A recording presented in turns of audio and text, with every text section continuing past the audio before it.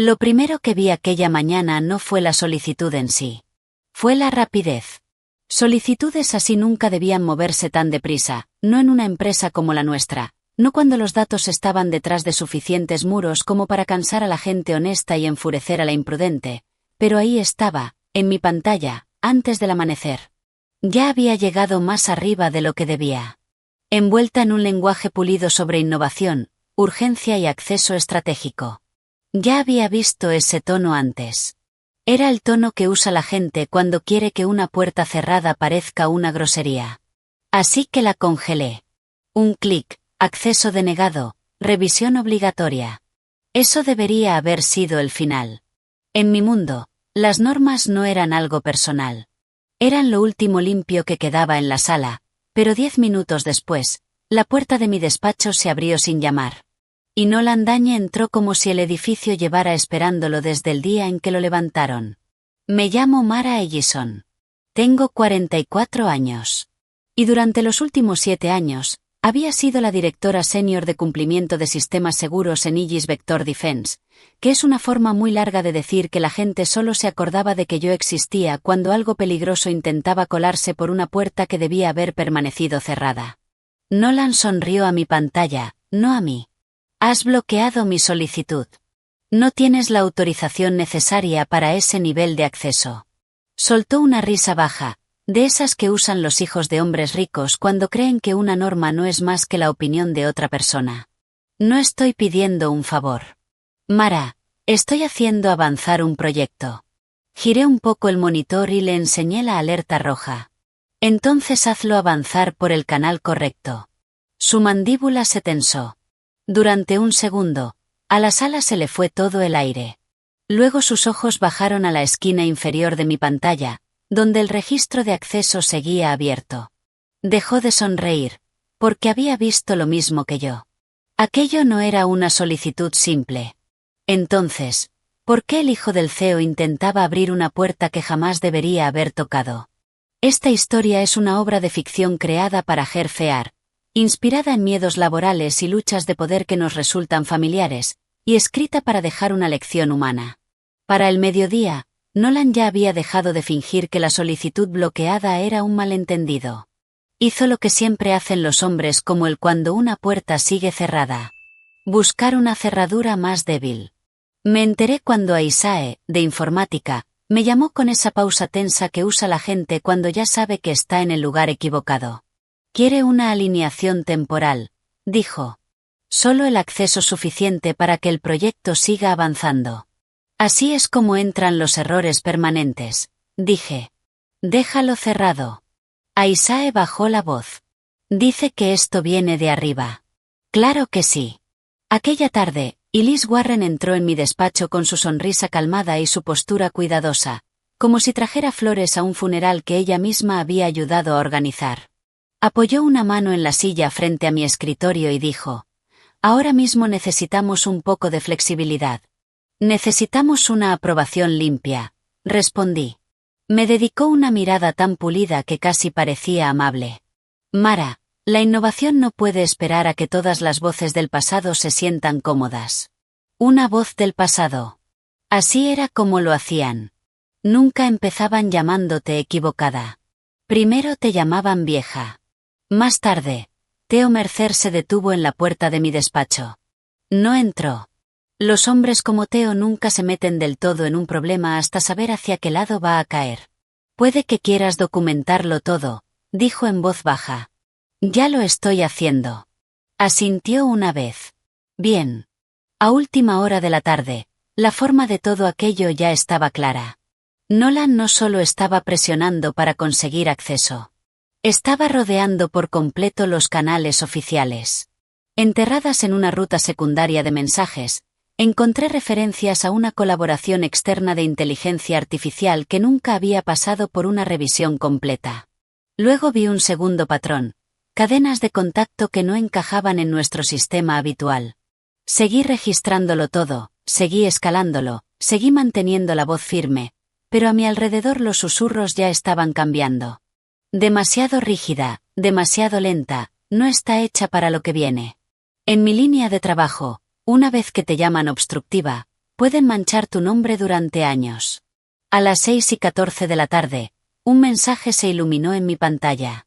Víctor quiere verte ahora. El despacho de Víctor Dañe siempre olía ligeramente a cuero, dinero viejo y decisiones tomadas antes de que nadie más entrara en la sala.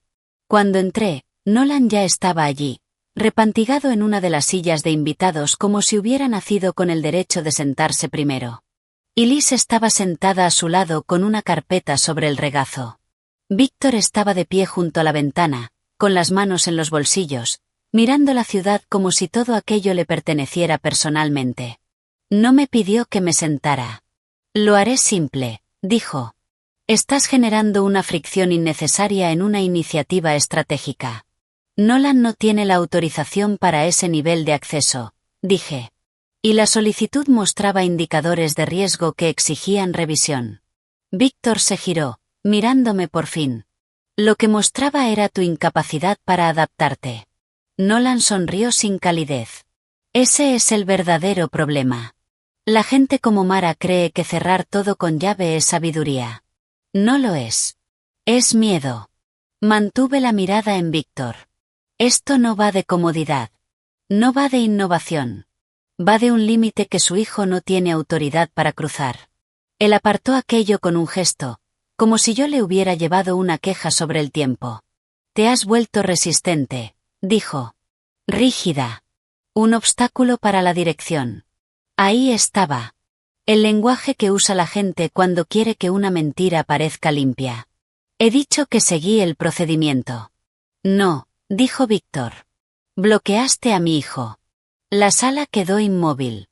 Entonces lo soltó sin alzar la voz, y eso, de alguna manera, lo hizo aún más feo.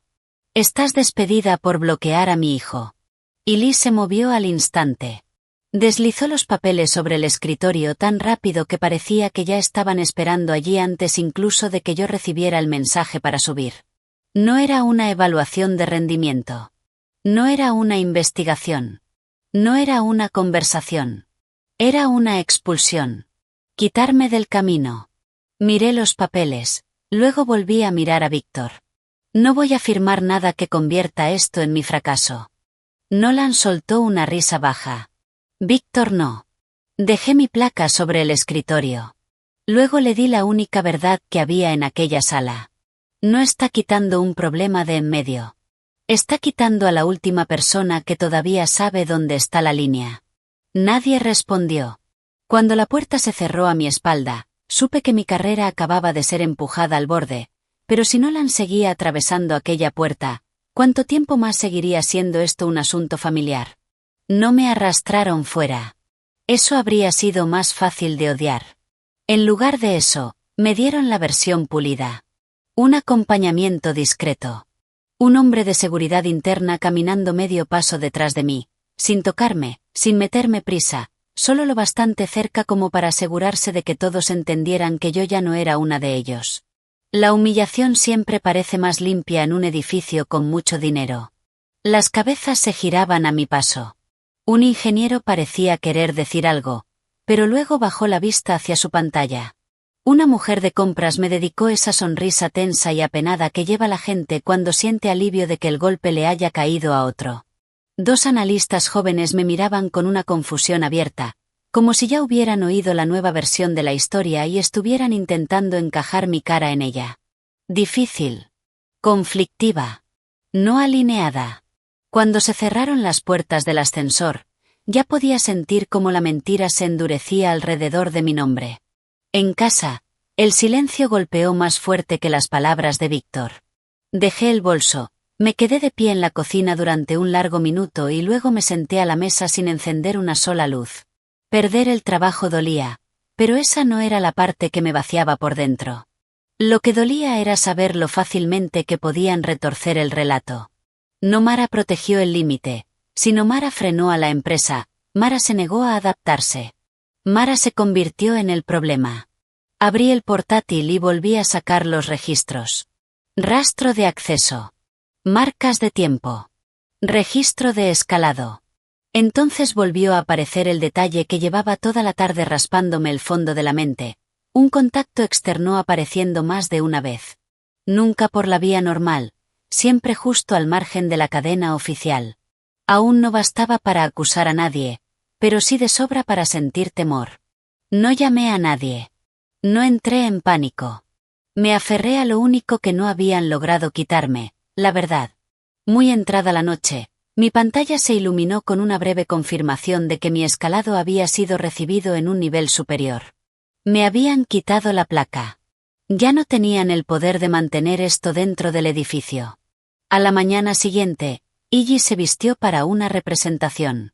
Café recién hecho en la sala de juntas, cristales relucientes, pantallas encendidas antes de que el sol terminara de asentarse sobre el edificio. Todo en aquel lugar transmitía confianza, aunque la mitad de la gente que caminaba por esos pasillos se hubiera pasado la noche intentando no pensar demasiado en lo que me había ocurrido. Ese era el truco de lugares como aquel. Podían enterrar a un ser humano antes de cenar y seguir sirviendo bollería a las 8. Víctor trató la revisión como la prueba de que había tomado la decisión correcta. Yo no necesitaba estar allí para imaginarlo. Nolan en el centro de la sala.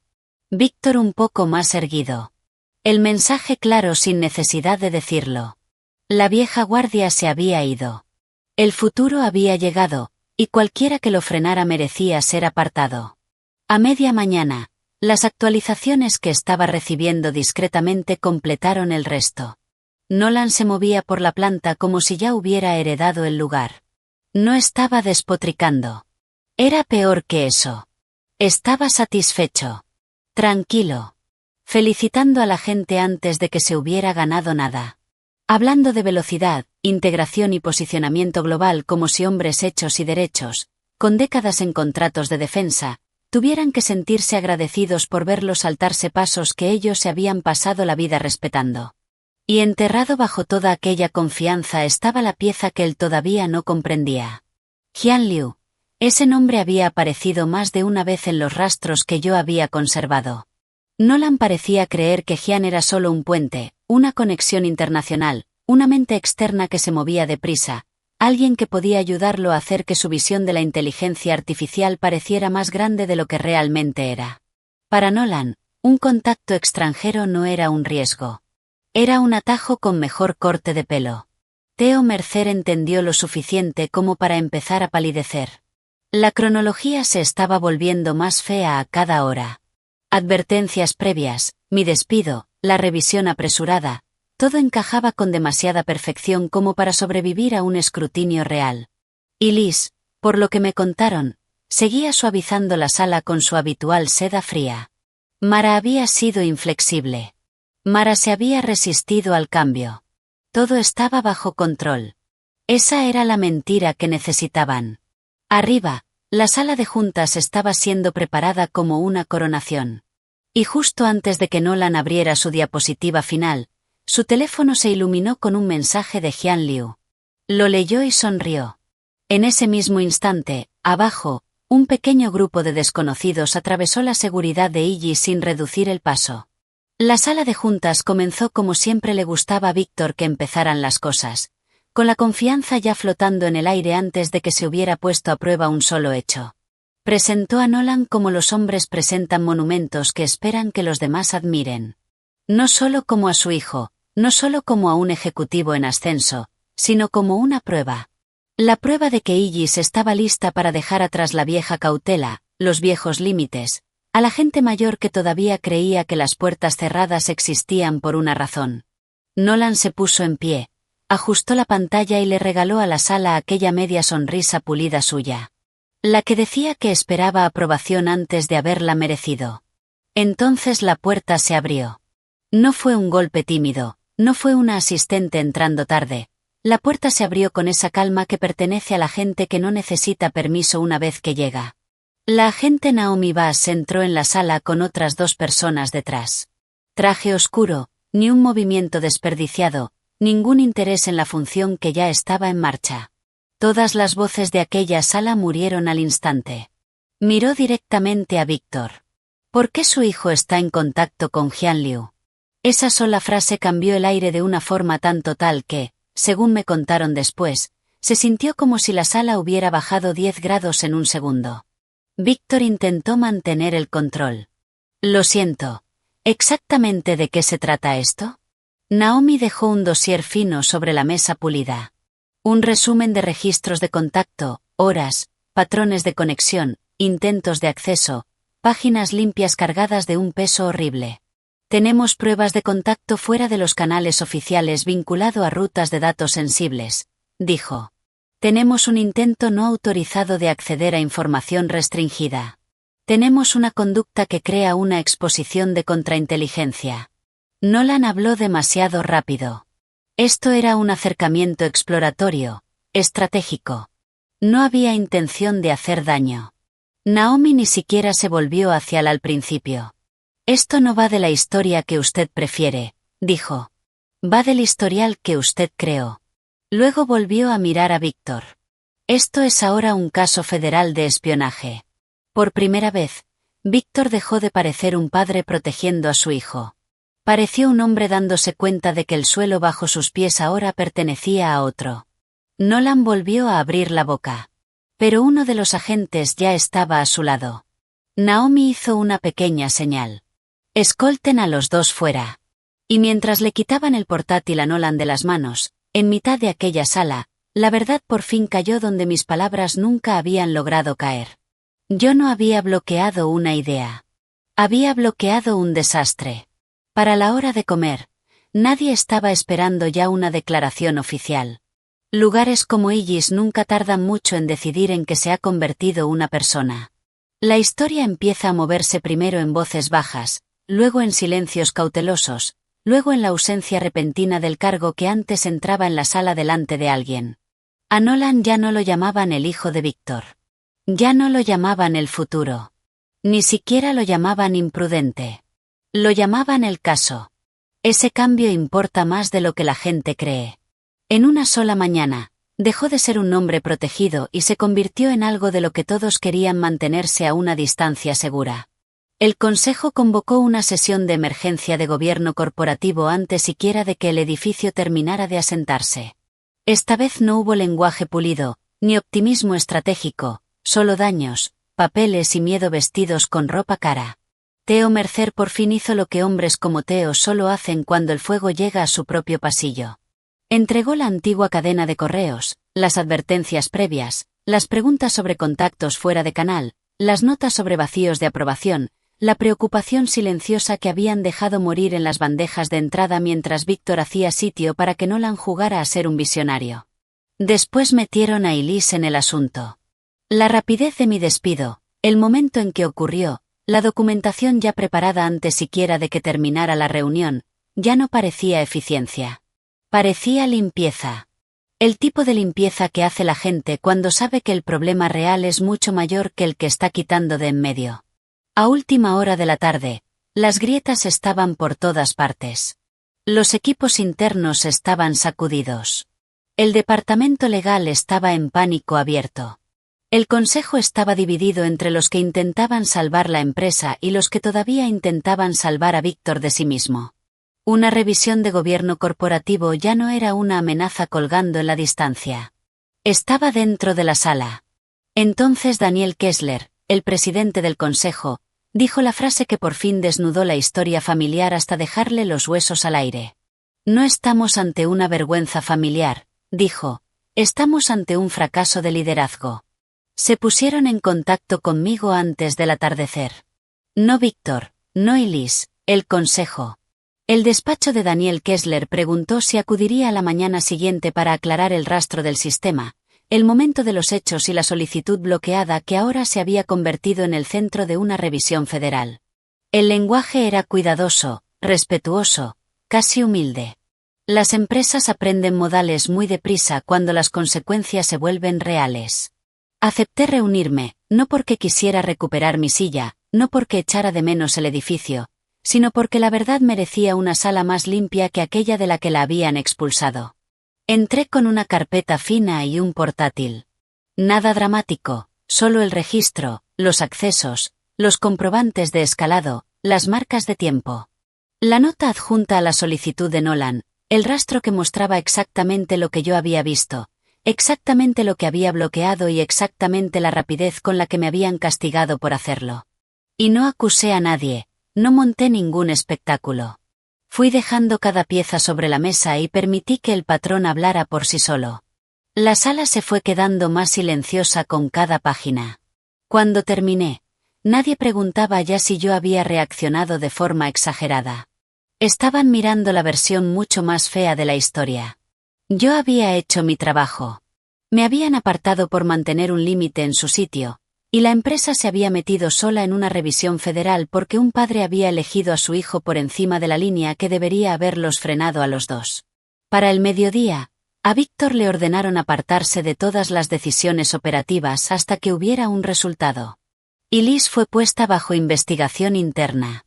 Luego llegó la oferta. Querían que volviera de inmediato. Mismo edificio, tono distinto, necesidad urgente. Miré a Daniel durante un largo segundo antes de responder.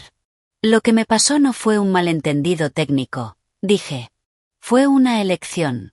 Nadie interrumpió. Me puse en pie, dejé la carpeta sobre la mesa y les di la única frase que se habían ganado. Pueden restaurar mi nombre. No pueden restaurar la confianza que se gastaron. Víctor no cayó porque quisiera demasiado a su hijo. Cayó porque usó la empresa como un escudo familiar y trató como desechable a la única persona que siguió las reglas. El consejo forzó su dimisión antes de que terminara la semana. Ningún lenguaje elegante podía suavizar lo que todos entendían ya. No había protegido el liderazgo, lo había corrompido. Nolan fue apartado después. No solo del edificio, sino de todos los planes de sucesión, de todos los comunicados de liderazgo, de todas las historias internas y pulidas sobre la siguiente generación. Esa fue la parte que me pareció más apropiada. Había querido que lo vieran como el futuro. Ahora su nombre se había convertido en algo que la gente quitaba de las diapositivas antes de que empezaran las reuniones. Y Liz perdió su puesto por la misma razón por la que la gente como ella siempre debería perderlo. Había cogido un acto de represalia y lo había disfrazado de proceso. Manos limpias, propósito sucio. Theo se quedó, pero no salió ileso. Hay castigos que no vienen con el despido. Algunos llegan con tener que recordar exactamente cuando viste el peligro y decidiste no ponerte delante. Daniel anunció él mismo las nuevas normas. Ningún familiar de la alta dirección volvería a cruzar límites de acceso. Las escaladas de seguridad podrían saltarse a la dirección ejecutiva cuando fuera necesario. Y cualquier represalia contra personal de cumplimiento activaría una revisión inmediata del Consejo. Acepté ayudar durante la transición, pero solo como asesora independiente. No iba a volver para servir bajo otra versión pulida de la misma cultura de siempre. Esa era la diferencia, Bart. Mi victoria nunca fue el cargo. Fue mi nombre. Mi historial ya no podía retorcerse para convertirlo en resistencia, miedo o fracaso. Nadie podía contar ahora la historia y convertirme a mí en el problema sin dejarse en evidencia como parte de él. Unos días después, una televisión en una sala de espera daba otra actualización sobre la ampliación de la investigación federal. La cara de Nolan apareció bajo el rótulo. Por primera vez, ya no era el heredero. Era un nombre en un expediente. Al final de todo, entendí algo que no había podido ver con claridad mientras todavía estaba dentro de aquel edificio. No quería recuperar mi vieja silla. No quería entrar en aquel despacho, dejar el bolso y fingir que el respeto podía reconstruirse con un nuevo cargo y un tono más limpio. Algunas puertas deben permanecer cerradas una vez que la verdad te ha mostrado lo que había realmente al otro lado. Así que ocupé un lugar distinto. No bajo otro ejecutivo ni bajo otra promesa pulida. Me quedé lo bastante cerca como para ayudar a estabilizar el sistema, pero solo allí donde el trabajo pudiera sostenerse sobre la verdad y no sobre el ego. Iggy sobrevivió. Pero no sobrevivió porque fuera más inteligente que la amenaza. Sobrevivió porque, en el último momento posible, a la mentira se le acabó el espacio. Habían estado a punto de perderlo todo. No por un hacker en la sombra, sino porque un hombre poderoso creyó que su hijo podía estar por encima de la línea que mantenía a todos los demás bajo responsabilidad. Esa sería la cicatriz que conservarían. Una semana antes, Nolan había estado en aquella sala de juntas como si el futuro ya le perteneciera. Una semana después, Volví a ver su nombre en las noticias. La investigación seguía ampliándose, y los analistas legales decían que solo los cargos de espionaje podían meterlo en prisión hasta 20 años. No sentí alegría al oírlo, solo claridad. Algunas personas creen que las reglas son vallas levantadas para vidas ordinarias, mientras que hombres como ellos tienen puertas, llaves y caminos privados. Pero la vida tiene una forma muy curiosa de esperarte al final de ese camino con una factura que nadie más puede pagar por ti.